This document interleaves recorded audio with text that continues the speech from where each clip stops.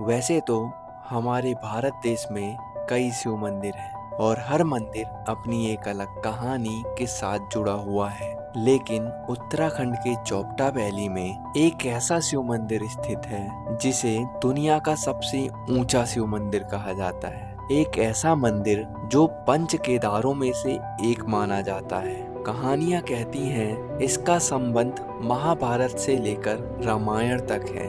ये संबंध भगवान राम से जुड़ा है। ये संबंध पांडवों के पाप के प्रायश्चित से जुड़ा हुआ है और ये संबंध माता पार्वती के भक्ति भाव से जुड़ा हुआ है। और जब आप इन पहाड़ों की तरफ बढ़ते हो तो लगता है जैसे हवा भी शिव का नाम जप रही हो, जैसे प्रकृति खुद महादेव के चरणों में नृत्य प्रणाम कर रही हो। पत्थरों से भरे रास्ते, ठंडी हवाएं और आसमान को छूने वाले पहाड़, ये सब मिलाकर एक ऐसा दृश्य रचते हैं जो इंसान को अंदर तक शांत कर देता है।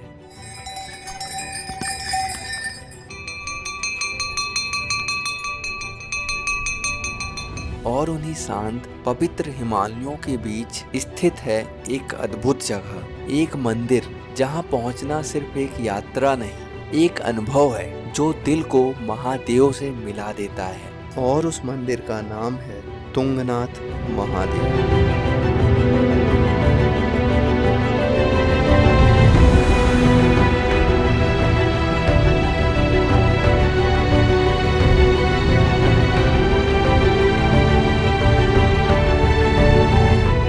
और इस जर्नी में सिर्फ मंजिलें नहीं, रास्ते भी बहुत सुंदर और मज़ेदार होने वाले हैं। और इस जर्नी की शुरुआत हम करते हैं हरिद्वार से 240 किलोमीटर दूर कैपिटल ऑफ इंडिया कहे जाने वाले शहर न्यू दिल्ली से।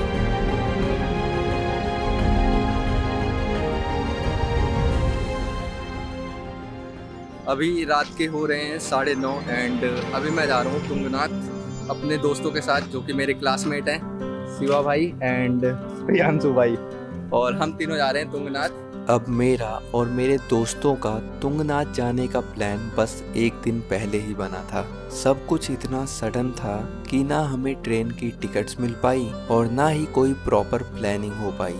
और इसी वजह से हमें दिल्ली से हरिद्वार तक का सफर ट्रेन के जर्नल कोच में ही करना पड़ा। लेकिन कहते हैं ना, जब साथ हों अच्छे दोस्त तो मुश्किल भरा सफर भी यादों भरा बन जाता है। लगभग 4 से 5 घंटे का ये सफर हंसी, मस्ती और दोस्तों के बीच की बातों में कब निकल गया हमें खुद भी पता नहीं चला। और देखते ही देखते हम पहुंच गए हरिद्वार।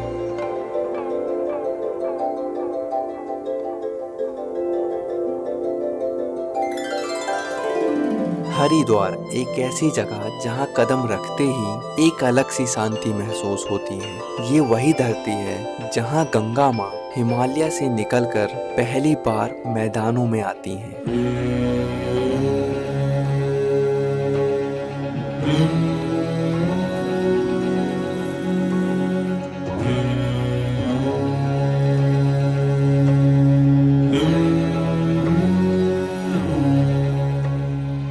और अब हरिद्वार से सुबह सुबह बस पकड़कर हम निकल पड़ते हैं कुंड के लिए, जो कि चोपटा तुंगनाथ से 30 किलोमीटर पहले ही पड़ जाता है। अब ऐसा हमको इसलिए करना पड़ता है क्योंकि चोपटा तुंगनाथ के लिए कोई डायरेक्ट बस नहीं जाती और फिर इसी के साथ हमारी बस भी चल पड़ती है। और कुंड तक जाने का रास्ता पहाड़ों से गुजरता हुआ जाता है, जो कि एकदम सिनेमैटिक था और हर नज़ारे के साथ बदलता मौसम।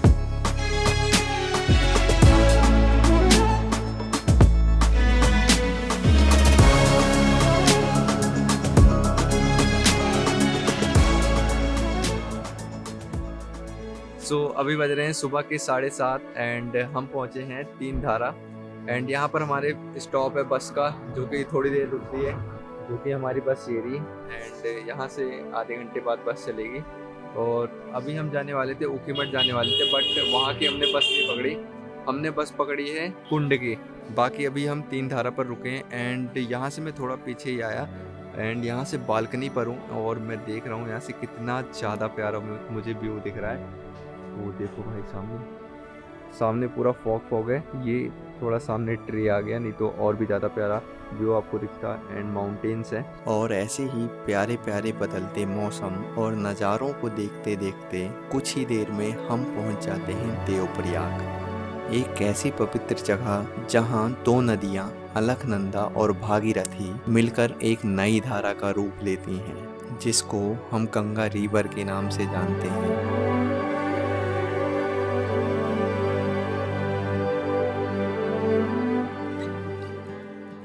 और अब देवप्रयाग के बाद तो रास्ता और भी ज्यादा खूबसूरत हो गया था। वो पहाड़ी मोड़, हर 100 मीटर पर बदलता नजारा, दूर से चमकती नदियां और आसमान को छूते बादल, और ऐसे ही इतने सुंदर सुंदर नज़ारों और पहाड़ों को देखते देखते हम पहुंच जाते हैं कुंड।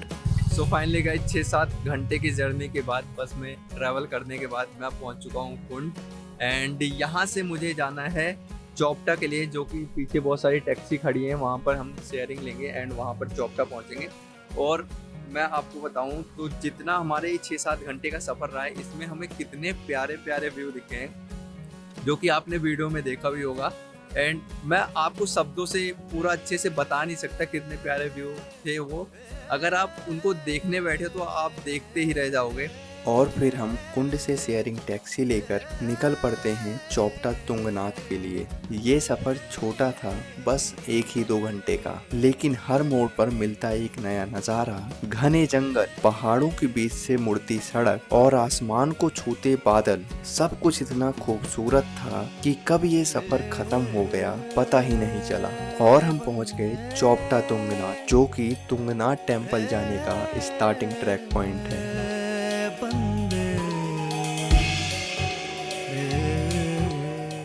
बाकी आज हमने अपना ट्रैक नहीं किया, क्योंकि अगर हम ट्रैक करते तो रात हो जाती, क्योंकि हम यहाँ पर 12 बजे तक पहुँचे थे। एंड इसीलिए हमने यहाँ पर रूम ले लिया है, जो कि ये है हमारा टेंट जैसा रूम है। रूम तो वहाँ पर सारे भर गए थे एंड यही खाली थे, तो हमें यही लेना पड़ा। एंड यहाँ लेने का एक और भी फ़ायदा था कि हमने इसलिए लिया क्योंकि जब आप यहाँ पर देखोगे तो यहाँ का कितना प्यारा व्यू है। आप देख सकते हो आगे बहुत सारे माउंटेन्स हैं एंड सामने एक अभी वहाँ पर क्लाउड हो रखा है, सामने उस साइड को केदारनाथ पड़ जाता है। वो सारी चीज़ें आपको अच्छे से दिखेगी जब हम वहाँ तुंगनाथ के ट्रैक पर जाएंगे, वहाँ से ऊपर से देखेंगे। तो अभी आज का प्लान यही है कि आज हम जाएंगे, थोड़ा नाश्ता वास्ता करेंगे अभी ऊपर जाके और थोड़ा रेस्ट वेस्ट करेंगे। एंड उसके बाद कल सुबह मॉर्निंग में 2 या 3 बजे हम अपना ट्रैक स्टार्ट करेंगे। बाकी लाइफ में फ़र्स्ट टाइम इतनी ऊंचाइयों पर आया हूँ माउंटेन में, एंड यहाँ से नज़ारे देखने में कुछ अलग ही लग रहे हैं। एंड ये भी फर्स्ट टाइम आया है, सीधा तुंगनाथ पहुँच चुका है। बहुत पहली बार। नज़ारे तो काफ़ी सही हैं एंड धीरे धीरे शाम हो रही है, अब रात हो जाएगी। देखते हैं कल हमें मॉर्निंग में नज़ारे अच्छे से देखने को मिलेंगे। अभी तो हम लेट ही हो गए यहाँ पर, तो चलते हैं नाश्ता वास्ता करते हैं तक। बट भाई कितना प्यारा नज़ारा है सामने से।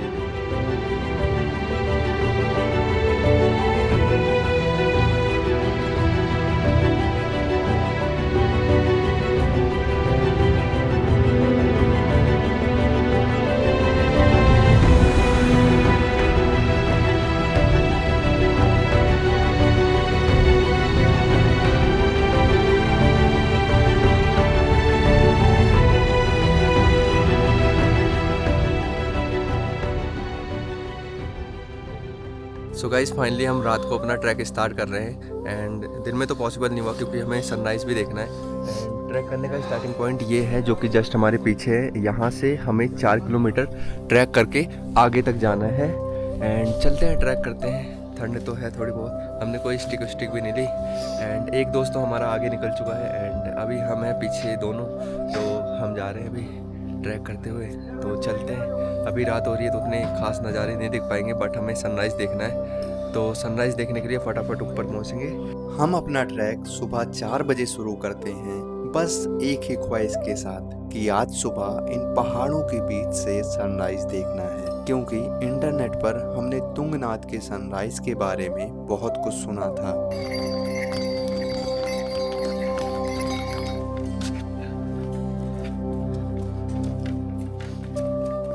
गाइस अभी हम थोड़ा सा ऊपर आए एंड हालत ख़राब अभी से होना स्टार्ट हो चुकी है, सांसें फूल लिए। हमें उतना ट्रैकिंग का मतलब वो है नहीं एक्सपीरियंस, हम फर्स्ट टाइम कर रहे हैं इतना हाई ट्रैकिंग। तो देखते हैं ऊपर कैसे पहुंचते हैं। लाइफ में कभी इतनी ज़्यादा ऊंचाई पर ट्रैकिंग नहीं की थी, इसीलिए सांस का फूलना और पैरों में थकान होना बिल्कुल आम बात थी।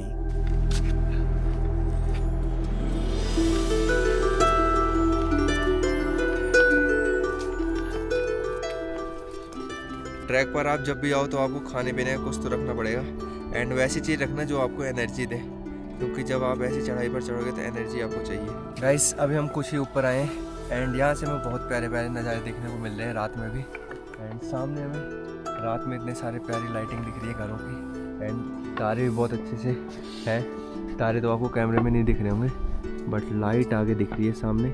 कैमरे में इतने अच्छे से आ नहीं पा रही, बट काफ़ी प्यारी दिख रही है लाइट यहाँ से।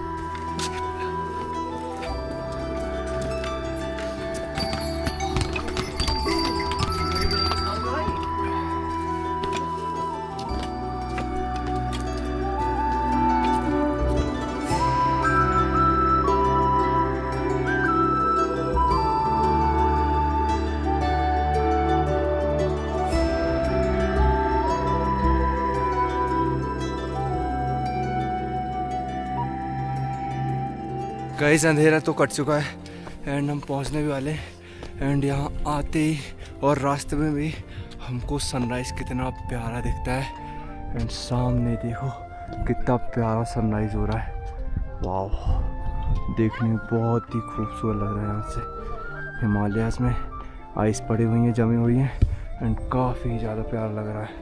सनराइज तो हम ऊपर जाकर देख नहीं पाए, लेकिन जहाँ तक हम पहुँच चुके थे वहीं से एक बहुत ही प्यारा खूबसूरत सनराइज व्यू दिख रहा था। सूरज की पहली किरण जब पहाड़ों पर पड़ी तब पूरा आसमान और पहाड़ एकदम सोने की तरह चमक उठा। लेकिन इस खूबसूरती के बीच मैंने एक चीज नोटिस की जो देखने में बिल्कुल भी अच्छी नहीं लग रही थी। तुंगनाथ सब आते तो हैं, चंद्रशिला भी देखते हैं, बट यहाँ पर ऐसी गंदगी करके चले जाते हैं। जैसे यहाँ पर कर दिया, वहाँ पर प्लास्टिक फेंक रखा है, वहाँ पर फेंक रखा है, वहाँ पर कुछ बोतलें फेंक रखी हैं, ऐसे बहुत गंदगी कर रखी है यहाँ पर, जो कि इन सब चीज़ों को गंदा करती हैं एंड यहाँ की खूबसूरती को कम कर देती हैं। एंड आप सबसे मेरा ये रिक्वेस्ट है कि यहाँ पर जब आओ तो कृपया गंदगी मत फैलाओ।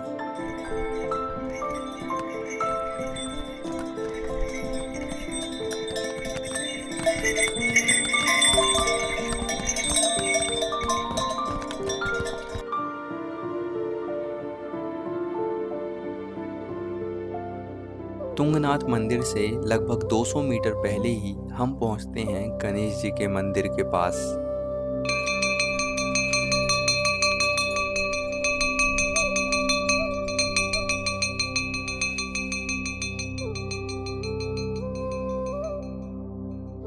दर्शन करने के बाद जब मैं वहां से चौखंबा पीक्स को देखता हूं तो एक पल के लिए सब कुछ थम सा जाता है। थकान, सांस फूलना, ट्रैकिंग की मेहनत सब कुछ वर्थ इट लगती है।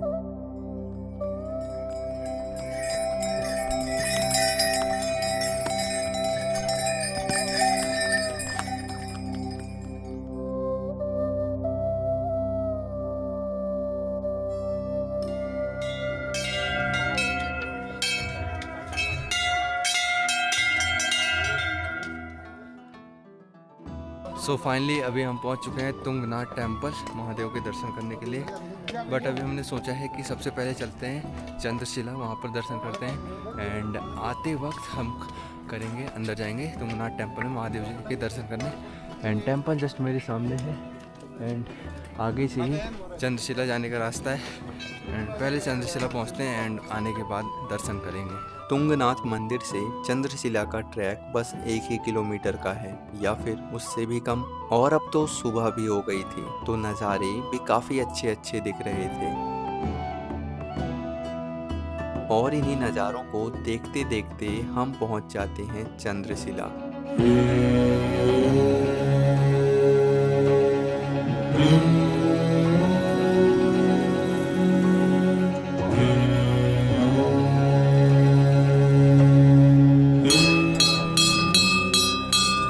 कहते हैं भगवान राम ने रावण का वध करने के बाद ब्रह्म हत्या के पाप से मुक्ति पाने के लिए यहीं इस पवित्र स्थान पर राम जी ने भगवान शंकर की आराधना की थी।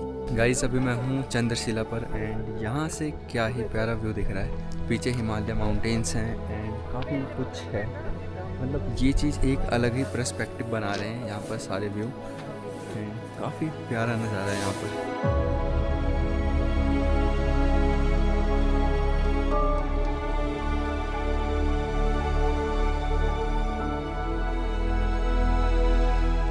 और फिर इन खूबसूरत नज़ारों को देखने के बाद हम नीचे तुंगनाथ मंदिर में दर्शन करने के लिए जाने लगते हैं।